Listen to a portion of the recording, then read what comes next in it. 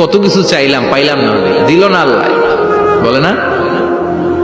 আপনার সব দোয়া কবুল, আপনি যত দোয়া করছেন সব কবুল। কারণ আল্লাহর কাছে কিছু চাইলে আল্লাহ ফিরাইয়া দিতে জানে না, আল্লাহ জানেই না কেমনে ফিরাই দিতে হয়।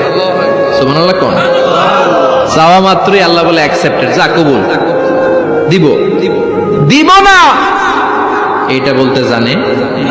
কেউ একটু মোটা হইলে কয় তুই মোটুর ঘরের মোটু, কারণ নাক যদি ছোট হয় এরে কয় বোচা, তোর নাক বোচা। না না, স্টপ, থামেন, অনেক হয়েছে, আর না, এগুলো বলা যাবে না। কারো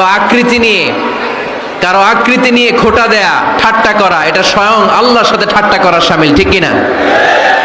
কারণ নাক যদি ছোট হয় এরে কয় বোচা, তোর নাক বোচা। ফেনীতে আপনারা কি বলেন? হ্যাঁ, তো এই যে যার নাক বোচা হয়েছে ও কি নিজে বানাইছে? যার নাক খাড়া এটা বানাইছে কে? যে কালো বানাইছে কে?